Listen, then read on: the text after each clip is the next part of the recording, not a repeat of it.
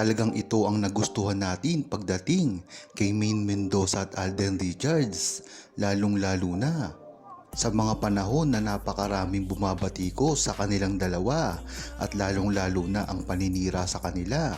Hindi nila ito pinapansin na tama namang ginagawa nila dahil araw-araw na yata ang paninira at paggawa sa kanila ng issue. Mabuti na lamang ay nasanay na rin sila dito kung dati-rati ay lagi nila itong pinapatulan. Ay ngayon naman dapat ay alam na nila ang gagawin dito. Sa dami ng issue na ikinabit ngayon kay Alden Richards sa mga babae na wala naman siyang kinalaman, ay talagang hindi niya na ito pinapansin. Minsan nga ay pinapatulan niya na lang ng pabiro, katulad na lang ng kay Kathleen Bernardo. At magugulat kayo sa sasabihin kong ito ay nangyari lamang ng iisang linggo. At ganun din naman kay Maine Mendoza na napakarami ring bumabatikos ngayon pagka merong okasyon. Kaya kahit anong gawin pa ng mga army at ng mga bashers ni Maine Mendoza at Alden Richards, hindi ito paniniwalaan ng mga true-blooded Aldab Nation na alam na talaga kung ano ang pinagdaanan dati ni Alden Richards at Maine Mendoza.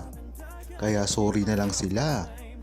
Hanggang ngayon nga ay ilag pa rin si Maine Mendoza at Alden Richards sa mata ng publiko. Dahil rin ito sa pressure na natatanggap nila sa mga army na talagang sa simula pa lamang ay naninira na sa kanilang karir. Kaya naman medyo ingat na ingat din si Alden Richards at Maine Mendoza dahil ito rin kasi ang makakasira sa kanilang karir. Lalong-lalo na kay Alden Richards na ngayong nabit na ni Marian Rivera at Ding Dong Dantes ang kanilang movie ni Kathleen Bernardo, ay tuluyang lalagpak siguro ang karir ni Alden Richards kung lalabanan pa nila ang bashers, dahil makakakuha lamang ng simpatya ang mga bashers nila at magkakaroon ng pagkakataon ang mga nanira sa kanila na lalo pa silang sirain, lalong-lalo na sa social media. Kaya maganda rin ang ginagawa ngayon ni Maine Mendoza na tahimik lamang sa mga nangyayari, at ganun din si Alden Richards. Bagamat bokal si Alden Richards ngayon sa nangyayari sa kanyang karir at sa mga paparating na kanyang proyekto, ay hindi naman natin siya nakikitaan ng pag-amin ngayon. Bagamat ganun din ang nangyari dati, dahil inamin niya rin mismo si Maine Mendoza sa kanyang mga interview, at ganun din si Maine Mendoza sa kanya. Kaya isang palaisipan pa kung ano ang magiging move ni Alden Richards at Maine Mendoza sa kabila ng mga paninira sa kanila at ang sitwasyon nila ngayon, nang sa ganun ay hindi sila magkamali at lalong mabash ng tuluyan sa publiko. Dapat na ngang umiwas si Maine Mendoza at Alden Richards, lalong-lalo na sa mga issue na lagi na lang ikinakabit sa kanila, dahil isa lang naman ito na mga recycle na issue patungkol sa paninira sa kanilang dalawa, lalong-lalo na sa kanilang magandang relasyon ngayon. Sabi ni SP Legaspi, dapat lang naiwanan ni Maine Mendoza at Alden Richards kung anuman ang mga naninira sa kanila, dahil sa bandang huli sila lang rin ang matatalo dito. Pagka pinatulan nila ito ng pinatulan pa, ay sa kanila rin ito babalik, at mga negatibo lang ang maaari nilang matanggap at wala namang positibo na mangyayari kung sasagutin nila ito. Tama nga yung sinabi mo, SP Legaspi. Sila rin ang matatalo dito kung papatulan pa nila yan. Wala namang kasing bilang ang mga ipinararatang sa kanila, lalong-lalo na ang mga fake news na lagi lang naman nating naririnig na ipinakakalat ng mga army at ng mga bashers nila. Matagal na nila itong ginagawa since 2015 pa lamang.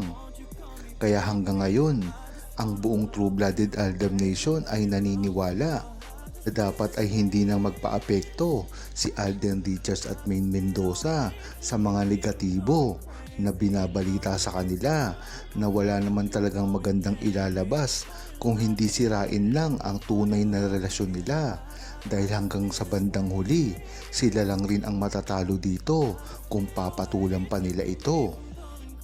Dapat nang harapin ni Alden Richards ang sitwasyon na kinalalagyan niya ngayon, dahil na rin ito sa issue na naganap ngayong linggo.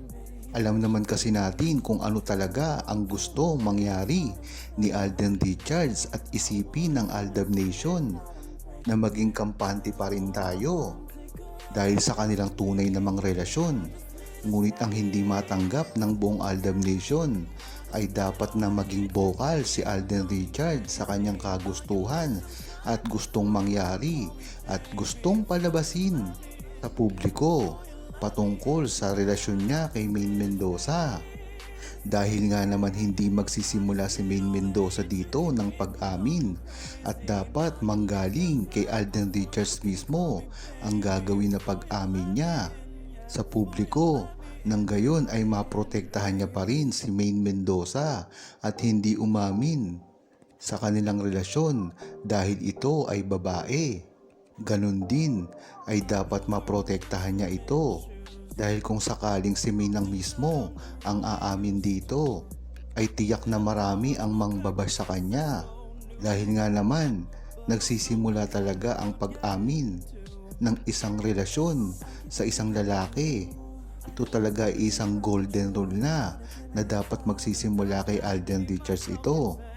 Alam naman natin na maraming kriptiko na mensahe si Alden Richards na ipinalalabas niya dati. Ngunit iba na ngayon ang panahon, dapat ay aminin niya ito nang sa gayon ay hindi na makaporma at hindi na makabato ng paninira ang mga armin at lalong-lalo na ang mga patago kung manira sa kanilang relasyon at kanilang karir. Bakit pa kasi tinatago ni Alden Richards at Maine Mendoza ang kanilang tunay na relasyon? Gayong halatang halata naman ito.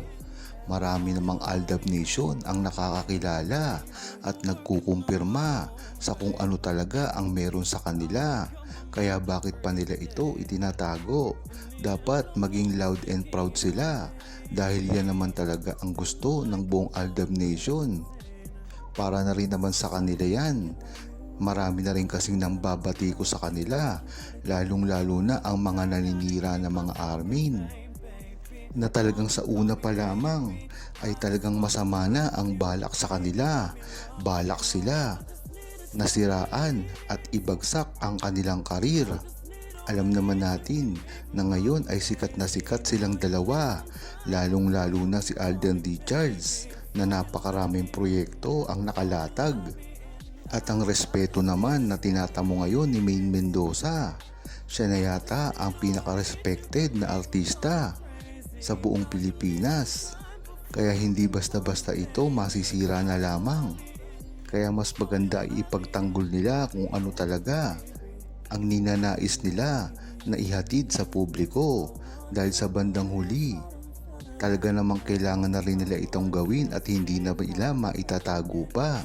At nang sa ganun ay mawala na rin sila ng mga iniisip at ang buong Aldab Nation ay maintindihan na kung ano ba talaga ang nangyayari sa kanila at sa paligid. Nananatili naman ang suporta ng Aldab Nation kahit ano pa ang mangyari.